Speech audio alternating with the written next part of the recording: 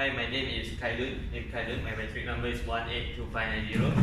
Today I'm going to present a topic which is Chinese culture. This is an assignment for PBI 2417, public speaking. So when we talk about the Chinese culture, and most of my friends in university ask me about what is the difference between Chinese in Malaysia and Chinese in China mainland. So it's interesting. It doesn't vary much. The language used is almost the same. Just the way they speak is different from us. And there is something special about the Chinese because the Chinese in Malaysia is special because they have Yisheng and quite famous in lion dance. So Yisheng is not so well known in China. It started in Malaysia. If you notice, the first batch of people that start this culture is the grandfather of Anthony Locke, Minister of Transport. So Chinese is normally known themselves as descendant of the dragon. And very interesting thing, during Chinese New Year, we have Lion Dance, Yisheng, and the Ang Pao. Next. So today I will be focusing something different, which is culture of Mid-Autumn Festival. So I realized that it's not so much celebrated in this age because that day is not holiday. It's not public holiday. It is located in the lunar calendar, the 8th month on the 15th day. So Mid-Autumn Festival is also known as the Mooncake Festival, Lantern Festival, Autumn Eve, Harvest Moon Festival, and Bayet Festival. Bayet is 8th month. So we are, according to the astrology of our Chinese people, the moon at that day will be the brightest and the largest, roundest throughout the year.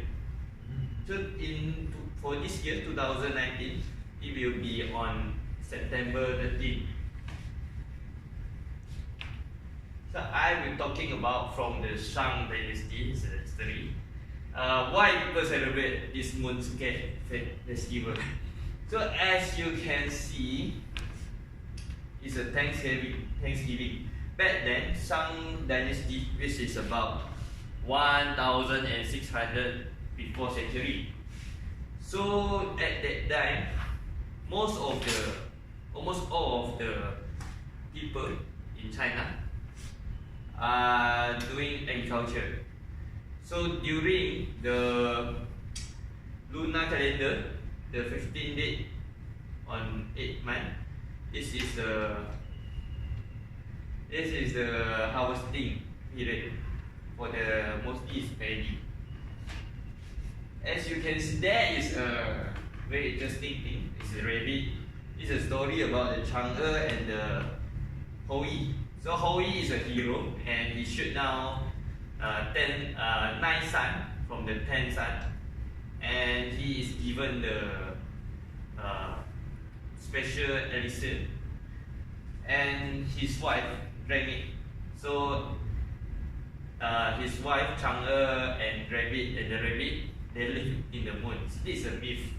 And next, so during 13th century, Mongolian colonized China, and this is very significant because mooncake is used as a media.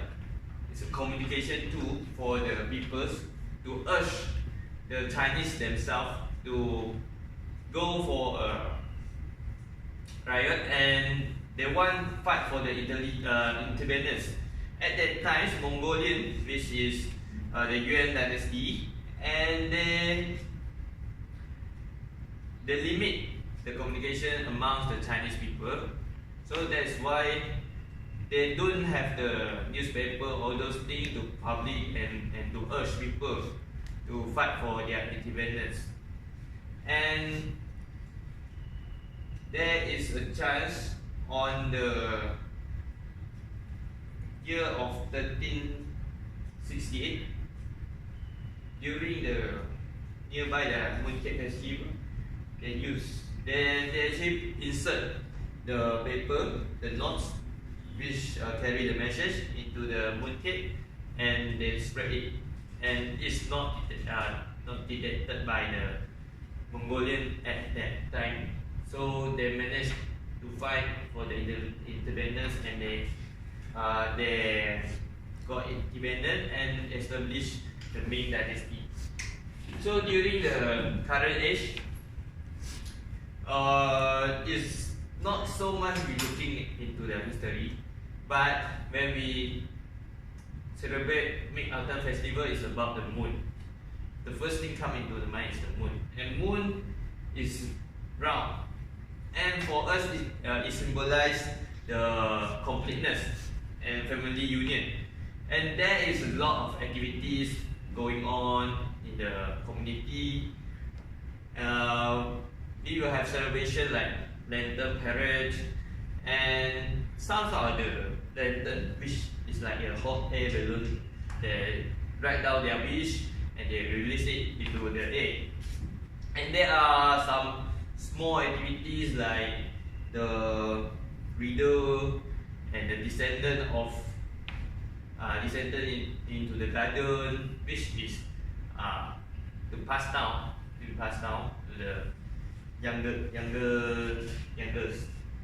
So there is one food that is very symbolizing the Mooncake Festival, which is mooncake. Also, they have a lot of tastes right now, and flavor, red bean, lotus, and then the jelly, chocolate. I think that is all for today. Thank you.